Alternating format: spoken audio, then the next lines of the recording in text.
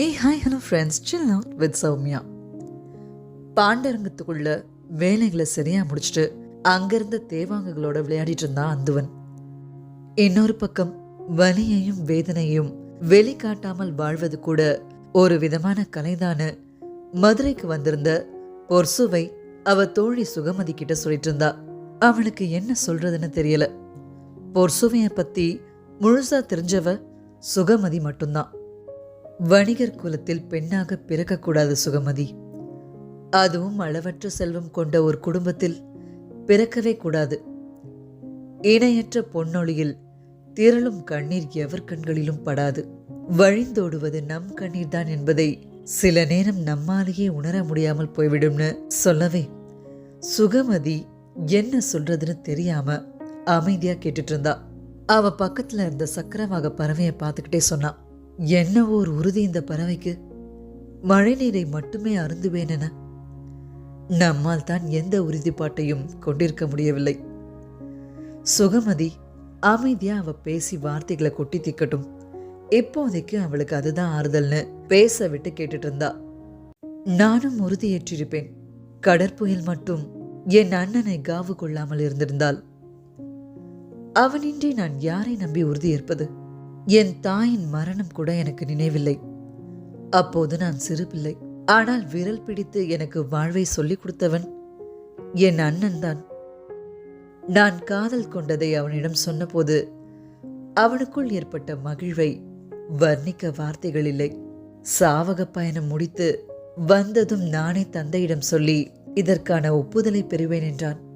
ஆனால் எல்லாவற்றையும் ஒரு புயல் அடித்து கொண்டு போனது. நான் மிகவும் உறுதியானவள் என சிறு பிள்ளையிலிருந்து பாராட்டப்பட்டுள்ளேன். என் உறுதியின் மீது எனக்கு நம்பிக்கை வர வைக்க ஏதாவது வழி உண்டா சுகமதின்னு ஒரு சுவை பேசிட்டே இருக்க, சுகமதி அப்போதான் உண்டு இளவரசின்னு பதில் சொன்னான். என்னன்னு கேட்டா, உங்களை கலங்கடிக்கும் எதையும் உங்களுக்குள் அனுமதிக்காதவர்கள் நீங்கள். அதனால்தான் காதலையும் உங்களுக்குள் எளிதில் அனுமதிக்கவில்லை. ஓர் ஆண் உங்களின் காதலை பெற எவ்வளவு காலமானது என்பதை நான் அறிவேன். இப்போதும் அதே போல் உங்களை கலங்கடிக்கும் எதையும் உங்களுக்குள் அனுமதிக்காதீர்கள்னு சுகமதி ஆறுதல் சொன்னான். உடனே பொர்சுவை அசட்டு சிரிப்போடு கேட்டா, புதிய விற்பனை அனுமதிக்காதே என்கிறாயான்னு. சுகமதி ஒரு கணம் நடுங்கி போனா. நான் எண்ணங்களை சொல்கிறேன், அலைக்கழிக்கும் நினைவுகளை சொல்கிறேன் இளவரசின்னு சொன்னான். காதல் எல்லாவற்றையும் தட்டி பறித்து விடும் சுகமதி. அதுவும் பறிக்கப்பட்ட காதலின் ஆவேசம் எளிதில் அடங்காதுன்னு பொர்சுவை வருத்தத்துல இருக்க, இன்னொரு பக்கமோ திருமண கொண்டாட்டங்கள் இரவு பகலா தொடர்ந்துட்டு இருந்துச்சு. 100 கால் மண்டபத்துடைய ஆடலரங்கு இதுவரை இல்லாத பேரலங்காரத்தை கொண்டிருக்க, யவனர்கள் ஒரு பக்கம், அரசவை ஆட்கள் ஒரு பக்கம்னு விருந்தினர்கள்லாம் ஆட்டத்தை பார்க்க ஒன்று கூடியிருந்தாங்க. ஆனா சூழ்கடல் முதுவனுக்கு ஆடல்களை பார்க்கறதுல பெருசா ஆர்வம் இல்லை. வந்ததுலேருந்து பாண்டிய நாட்டுடைய மகா கன்யனான திசைமேழரை பார்த்து பேசணும்னு தான் ஆர்வமா இருந்தாரு. அதனால அரண்மனையின் தென் திசையில தங்கியிருந்தவரோட மாளிகைக்கு போக விண்மீன்களை பார்த்தபடி இருந்த திசைவேழரை பார்த்து வணங்க, திசைவேழரும் அவரை வரவேற்று ஆடலரங்கில் இருக்க வேண்டிய நேரத்தில் என்னை காண வந்திருக்கிறீர்கள்னு கேட்டாரு. அதுக்கு சூழ்கடல் முதுவன், ஆடல் மகளிரை எங்கும் பார்க்கலாம், திசைமேழரை எங்கு மட்டும்தானே பார்க்க முடியும்னு சொல்ல, 2 பேரும் பொன்முறுவல் பூத்தபடி இருக்கையில உட்கார்ந்தாங்க. இந்த விரிந்த வானத்தை எங்கும் பார்க்கலாம், ஆனால் இத்தனை கலைஞர்கள் பங்கெடுக்கும் ஆடல் நிகழ்வை இந்த அரங்கில் தானே பார்க்க முடியும். நீங்கள் ஏன் அங்கு வராமல் இங்கு அமர்ந்திருக்கிறீர்கள்னு எதிர்கேள்வி கேட்டார் சூழ்கடல் முதுவன். எங்கிருந்தும் வானத்தை பார்க்கலாம், ஆனால் எங்கிருந்து பார்க்கிறோம் என்பது தானே முக்கியம். நீங்கள் இருக்கும் இடத்திலிருந்து வானத்தை பார்க்கும் கோணமும் நான் இருக்கும் இடத்திலிருந்து வானத்தை பார்க்கும் கோணமும் வெவ்வேறானவை. கடல் அதன் அலைகளின் வழியாக அறியப்படுவதைப் போல வானம் அதை காணும் கோணத்தின் வழியாகத்தான் காட்சிப்படுகிறதுன்னு திசைமேழர் சொல்லவும், இதற்குத்தான் நான் உங்களை பார்க்க வந்தேன். பாண்டிய நாட்டில் நிலை கொண்டுள்ள வானியல் அறிவை பற்றியும் உங்களை பற்றியும் கேள்விப்பட்டிருக்கிறேன்னு சொல்லிட்டு முக்கியமான கேள்விகளை மட்டும் அவர்கிட்ட கேட்டுட்டு இருந்தாரு. யவனர்கள் ஒரு நாளை 24 பகுதியாக பகுக்கின்றனர். காலவட்டத்தை 12 ஆண்டுகள் என வகுக்கின்றனர். நாமும் ஒரு நாளை 60 நாழிகைகளாக பகுக்கிறோம். கால சுழற்சியின் வட்டத்தை 60 ஆண்டுகள் என வகுத்து கொண்டுள்ளோம். இதில் எது சரியானதுன்னு அவருடைய சந்தேகத்தை கேட்டாரு. எது சரி எது தவறு என்று ஏன் வரையறுக்க நினைக்கிறீர்கள்? காலத்தை ஒருபோதும் வரையறுக்க முடியாது. தட்டின் மீது உட்கார்ந்து கொண்டு தராசை எப்படி எடை போடுவீர்கள்? பகுக்கப்பட்டதற்கான காரணத்தை அறிந்து கொள்ள முயற்சி செய்யுங்கள். சனிக்கோளும் நிலவும் பிற விண்மீன் கூட்டங்களும் ஒரே அமைப்புக்கு மீண்டும் வந்து சேர 60 ஆண்டுகள் ஆகின்றன என்பதை நம் முன்னோர்கள் கணித்துள்ளனர். அதனால்தான் கால சுழற்சி வட்டத்தை 60 ஆண்டுகள் என வரையறுத்தனர். அதே அளவு வட்டத்தை ஒவ்வொரு நாளும் கொண்டுள்ளது என வரையறுத்தார்கள். எனவே ஒரு நாளை 60 நாழிகைகளாக பகுத்துள்ளனர். எனக்கு யவனர்களின் கால அளவீடு தெரியாது. ஆனால் நீங்கள் சொன்ன குறிப்பிலிருந்து எனக்கு தோன்றுவது, அவர்கள் வியாழன் கோளை அடிப்படையாக கொண்டு கால அட்டவணையை உருவாக்கியிருக்கலாம். வியாழன் ஒரு சுழற்சியை முழுமை கொள்ள 12 ஆண்டுகள் ஆகின்றன. அதையே சுழற்சி வட்டமாக வரையறுத்திருக்கலாம். அதன் அடிப்படையிலேயே பகலை 12 பகுதிகளாகவும் இரவை 12 பகுதிகளாகவும் பிரித்திருக்கலாம் என தோன்றுகிறதுன்னு திசைவேழர் பதில் கொடுத்தாரு. உடனே சூழ்கடல் முதுவனும் இதில் எதை பின்பற்றுவது பொருத்தம்னு கேட்க, உனக்கு எது தேவைப்படுகிறதோ அதை எடுத்துக்கொள். உழவனுக்கு கதிரவனும் வணிகனுக்கு விண்மீனுமே அதிகம் தேவைப்படுகின்றன. இது பொதுவானது. எல்லா வணிகனின் தேவையும் ஒன்றல்லவே. கடல் வணிகனின் தேவை இன்னும் அதிக துல்லியத்தை எதிர்பார்க்கக்கூடியது. எனவே உங்களுக்கானதை நீங்கள் தேர்வு செய்து கொள்ளுங்கள்னு திசைவேழருடைய மறுமொழி கேட்டு மெய் சிலிர்த்து போனார் சூழ்கடல் முதுவன். ஒரு பக்கம் திசைவேழர் சூழ்கடல் முதுவனுடைய உரையாடலும், இன்னொரு பக்கம் பொற்சுமையோட மனக்கலக்கமும், மறுபக்கம் ஆடல் அரங்குல கொண்டாட்டங்கள் தொடர நாட்டிய மங்கைகள் எல்லாரையும் கிறங்கடிக்க செய்ய அந்த நாள் அப்படியே முடிஞ்சது. அடுத்த நாள் நண்பகலுக்கு அப்புறம்தான் எல்லாரும் படுக்கையை விட்டே எழுந்தாங்க. மாலை நேரம் நெருங்குற வேளையில சித்திர மாளிகைக்கு ஒவ்வொருத்தரா வர தொடங்கினாங்க. பாண்டிய நாட்டின் பெரும் படை தளபதி கருங்கை வாணன் நேத்து தான் தலைநகர் திரும்பியிருந்தான். கருங்கை வாணனை போல ஒரு மாவீரன் எந்த பேரரசுக்கும் தளபதியா அமைஞ்சதில்லைன்னு சொல்ற அளவுக்கு அவன் தளபதியா வழி நடத்தி போன எல்லா போர்களையும் இணையற்ற வெற்றிகளையே வாங்கி கொடுத்திருக்கான். அவையில கருங்கை வாணன், இளவரசன் புதிய வெப்பன், சாகலைவன், சுகுந்தர், வெள்ளிக்கொண்டார், பேரரசர் குலசேகர பாண்டியர், சூழ்கடல் முதுவன், திசைவேழர்னு எல்லாரும் இருந்தாங்க. யவனர்கள் பெரும் பேரரசை ஆண்டு கொண்டிருப்பவர்கள். நம்மை அவர்களோடு ஒப்பிட முடியாது. இவ்வணிகம் அவர்களின் தேவையிலிருந்து தான் தொடங்கி வளர்ந்தது. அதற்கான மாற்று ஈடாகத்தான் நாம் பலவற்றை பெற்றுக்கொள்கிறோம். அந்த தொடக்க கட்டத்திலிருந்து நாம் வெகு தூரம் முன்னோக்கி வந்துவிட்டோம்.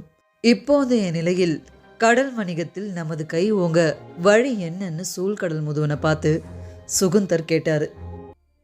இங்க சுகமதி பொற்சுமையோட கவனத்தை மாத்த வைகை நதிக்கரைக்கிட்ட அவளை கூட்டிட்டு வந்து பேச்சை மாத்த முயற்சி பண்ணா. நேற்று ஆடல் அரங்குக்கு நீங்கள் ஏன் வரவில்லை என்றும் நீயாவது சொல்லி அழைத்து வர வேண்டாமா என்று பலர் என்னை கேட்டனர்னு சுகமதி பேச்சை மாத்தினா. உடனே பொற்சுவை, அதற்கு நீ என்ன சொன்னாய்னு கேட்கவே, பொற்சுவை மிக சிறந்த நடன மங்கை, யாருடைய ஆட்டத்தை பார்க்க வேண்டும் என்று அவருக்கு தெரியாதா என பதிலுக்கு கேட்டேன்னு சுகமதி சொன்னான். மகிழ்ச்சி அடைஞ்ச பொற்சுவை, நான் சிறந்த நடன மங்கையா சுகமதின்னு கேட்க, இதில் என்ன ஐயம், நீங்கள் ஆடிய ஆட்டத்தை கண்டு மயங்கியவன் தானே அந்த மாவீரன்னு அவ உணர்ச்சி வசப்பட்டு பதில் சொல்ல, கேலி சிரிப்ப சிரிச்சபடி பொற்சுவை கேட்டா. நீ எதற்காக என்னை வைகை கரைக்கு அழைத்து வந்தாய்? இப்போது எதை நினைவூட்டுகிறாய் என கவனித்தாயான்னு. அப்போதான் சுகமதிக்கு தான் செஞ்ச தவறு புரிஞ்சுது. அச்சோன்னு நாக்க மடக்கி கடிச்சுக்கிட்டா. காதலை விட்டு தப்பிக்க முடியாது சுகமதின்னு கண்ணீர் விட்டு நின்றுட்டு இருந்தா.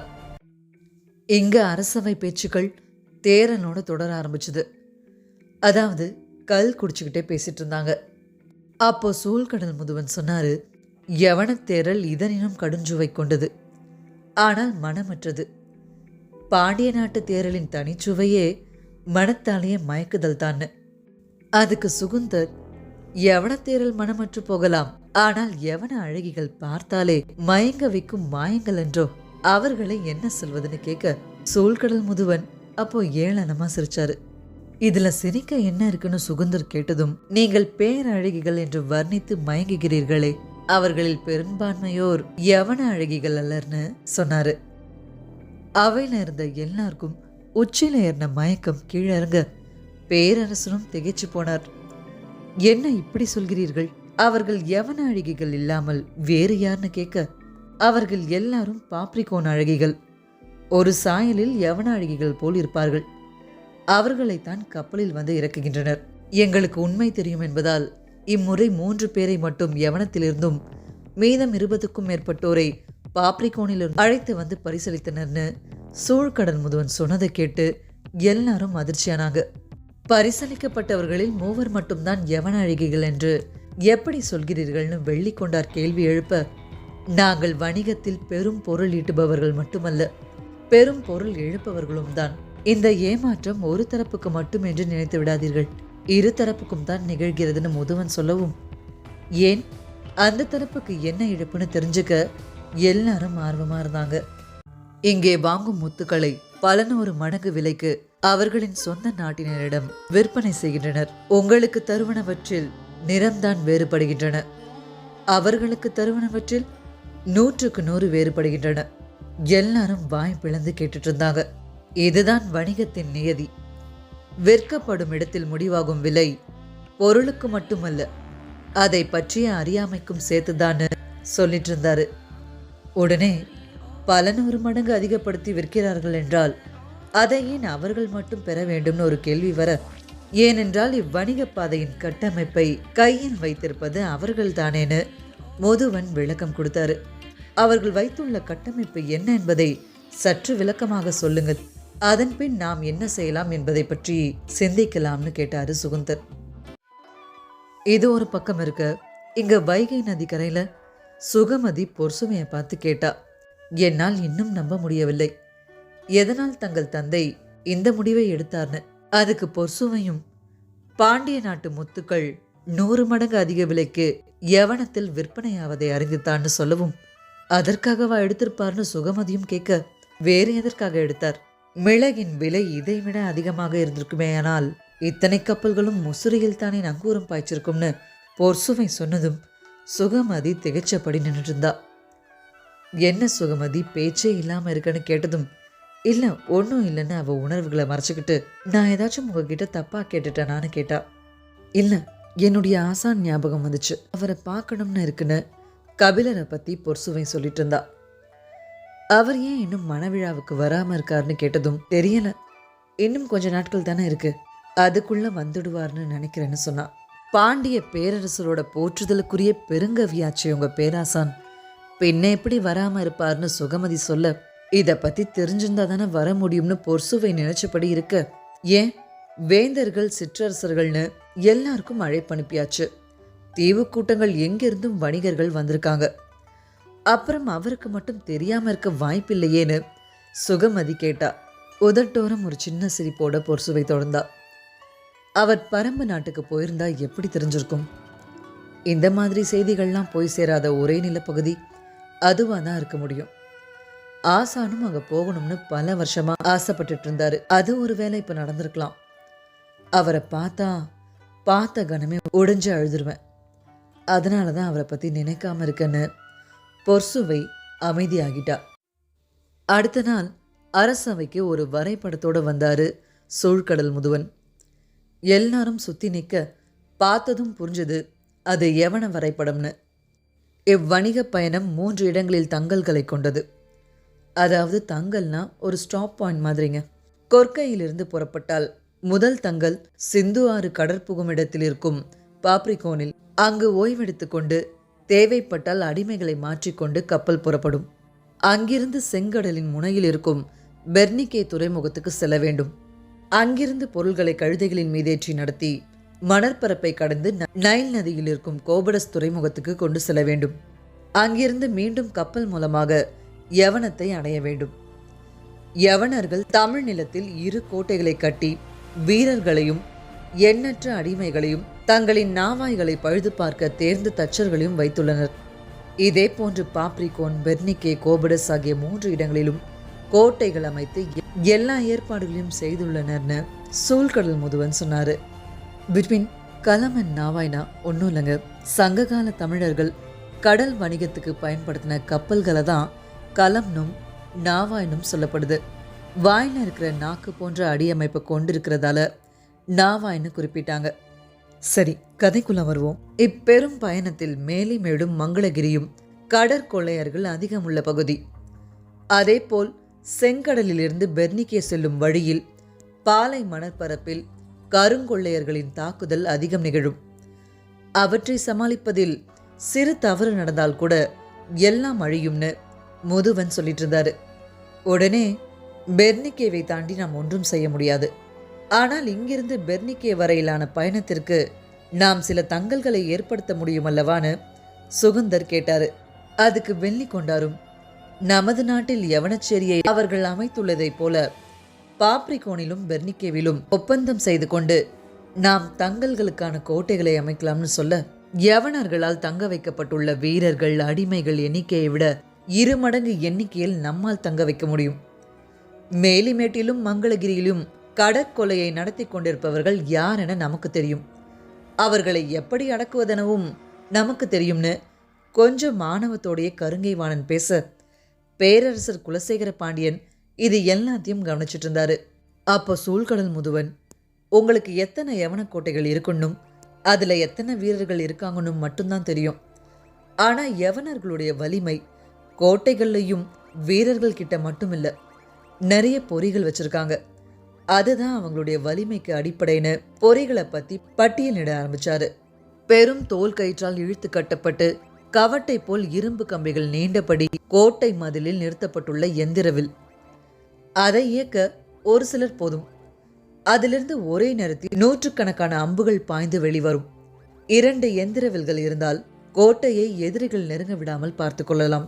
100கணக்கான கற்களை உமிழும் கவன் பொறி, இரும்பால் செய்யப்பட்ட சிற்றூசி உருளைகளை வீசி எறியும் கூடை பொறி, கோட்டை மதிலை நெருங்கும் பகைவரின் உடலை கொத்தி தூக்கும் தூண்டிற் பொறி, அதையும் மீறி மேலேறுபவரை அகழியை நோக்கி தள்ளும் கவை பொறின்னு வரிசையா தாக்கவும் தடுக்கவும் யவனர்கள் பயன்படுத்துகிற பொறிகளை கேட்டு எல்லாரும் வாயடிச்சு போனாங்க.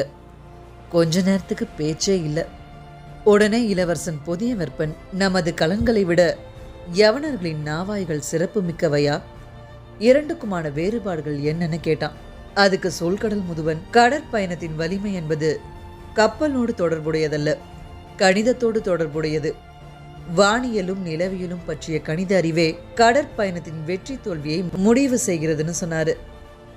கடல் பயணத்தில் வலிமையை ஒப்பிட வேண்டியது பிற கடலாடிகளோடு அல்ல, எழும் அலைகளுடனும் வீசும் காற்றுடனும் இழுத்து செல்லும் நீரோட்டங்களுடனும் தான் சொன்னதும் எல்லாரும் திசைவேடருடைய பதில் இதுக்கு என்னவா இருக்கும்னு அவரை பார்த்தாங்க. ஆனா அவர் எதுவும் சொல்லாம எல்லாத்தையும் கவனிச்சிட்டு இருந்தாரு. இவ்வணிகத்தில் நாம் கோலோச்ச வேண்டுமென்றால் அதற்கு அடிப்படை தங்கள் முகாம்களில் கோட்டைகள் அமைப்பதும் அங்கு வீரர்களை இறக்குவதும் அல்ல, காலத்தையும் இடத்தையும் பற்றிய அறிவில் அடுத்த கட்ட வளர்ச்சியை அடைவதால் மட்டுமே நிகழும். இப்பயணத்தின் பெரும் சவால் நிறைந்த பகுதியே பாப்ரிகோனிலிருந்து பெர்னிகே வரையிலான பகுதிதான். மேற்கு நோக்கி வளைந்து செல்லும் நெடும் பயணத்தில் கரையின் பார்வையை தவறவிட்டோம் என்றால் நாம் பெரும் சிக்கலில் மாட்டிக்கொள்வோம். இரவில் விண்மீன்கள் எல்லா காலங்களிலும் ஒரே இடத்தில் இருப்பதில்லை. எல்லா விண்மீன்களும் ஆண்டு முழுவதும் தெரிவதும் இல்லை. அவற்றை நம்ப முடியாது. பகலில் மட்டுமே பயணிக்க முடியும். சற்றே திசை மாறினாலும் நாம் எந்த திசை வழி மீள வேண்டும் என்பது பற்றி யாருக்கும் தெளிவான புரிதல் இல்லை. யவன நாவாய்கள் பலவும் நம்முடைய கப்பல்கள் யாவும் மறைந்து கொண்டே தான் இருக்கின்றன. பாப்ரிகோன் முதல் பெர்னிகே வரையிலான பகுதிக்கு துல்லியமான திசையறிதலுக்கான வடிவம் ஒன்றை நாம் கண்டடைந்தால் கடற்பயணத்தின் பெரும் சாதனையாக அது அமையும்னு நிலைமைய முழுசா சூழ்கடல் முதுவன் விளக்கினாரு. அதுக்கப்புறம் எல்லாரும் திசைவேழர் என்ன சொல்ல போறாருன்னு பார்த்துட்டு இருக்க, அவர் எதுவும் பேசாம வரைபடத்தையே பார்த்துட்டு இருந்தாரு. கொஞ்ச நேரம் பொறுத்து பாப்ரிகோன் முதல் பெர்னிகே பயணத்தில் கடைசியாக கப்பல்கள் எப்போது மறைந்தனன்னு திசைவேழர் கேட்டாரு. அதுக்கு சூழ்கடல் முதுவன், 3 மாதங்களுக்கு முன்பு 3 நாவாய்களும் 2 கப்பல்களும் மறைந்து விட்டனன்னு சொன்னாரு. கொஞ்ச நேரம் யோசிச்சுட்டு, 3 மாதங்களுக்கு முன்பு மேலை காற்று உச்சம் கொண்டிருந்த காலம். அப்போது தவறிய கப்பல்கள் நடுக்கடல் நோக்கி போக முடியாது. அதற்கு எதிர் திசையில் தான் காற்று தள்ளி கொண்டு வந்திருக்க வேண்டும். அவர்கள் பாதுகாப்பாக கரை ஒதுங்கியிருப்பார்கள்னு திசைவேழர் சொல்ல, அப்படி எதுவும் நிகழவில்லையேன்னு முதுவன் பதில் கொடுக்க, அப்படி என்றால் நீ வைத்துள்ள வரைபடம் தவறு, இதில் உள்ள திசை தவறுன்னு சொன்னதும் சூழ்கடல் முதுவன் பேச்சே இல்லாம நின்றுட்டாரு. திசைவேழர் தொடர்ந்தார். தவறான ஒன்றை வைத்துக்கொண்டு சரியானதற்கான வழியை கண்டறிய முடியாதுன்னு சொன்னதும், அப்படியென்றால் சரியானதென்று எதை சொல்கிறீர்கள்னு முதுவன் கேட்டாரு. வரைந்த கோடுகளை அடிப்படையாக கொண்டு திசை அறிய முடியாது. நாள் மீன்களையும் கோல் மீன்களையும் கொண்டு திசை அறியலாம். அதையும் அறிய முடியாமல் செய்யும் ஆற்றல் இயற்கைக்கு உண்டு. எனவே இவற்றை கடந்த வழிமுறைகள் உண்டா என்பதை பற்றி சிந்திக்க வேண்டும்னு திசைவேழர் சொன்னாரு. அதை எப்படி சாத்தியமாகும்னு முதுவன் கேள்வி எழுப்ப, ஏன் ஆகாது? கதிரவனின் நிழலை மட்டுமா நம்பி பொழுதழைக்கிறோம்? நீர்வட்டிகளை கொண்டும் மணற்குடுவைகளை கொண்டும் பொழுதழைக்கிறோம் அல்லவா? சின்னஞ்சிறு கருவியை கொண்டு கதிரவன் இருந்தாலும் இல்லாவிட்டாலும் பொழுதை நம்மால் அளக்க முடிகிறது. அதே போல கதிரவனையும் விண்மீன்களையும் பார்க்க முடியாவிட்டாலும் திசையை கண்டறியும் வழிமுறை ஒன்றை நாம் கண்டறிய வேண்டும். அதுதான் இதற்கான தீர்வை தரும்னு திசைவேழர் சொல்லி முடிச்சாரு. அப்படி ஒன்றை நம்மால் உருவாக்க முடியுமான்னு சூழ்கடல் முதுவன் வியந்து கேட்க, நம்மால் உருவாக்க முடியுமா என்று எனக்கு தெரியாது. ஆனால் ஒன்றை உறுதியாக சொல்ல முடியும், இயற்கை ஏற்கனவே உருவாக்கி வைத்திருக்கும். நாம் அவற்றை கண்டறிய வேண்டும்னு திசைவேழர் சொன்னதும், எப்படின்னு கேட்டாரு முதுவன். அதுதான் ரகசியம்.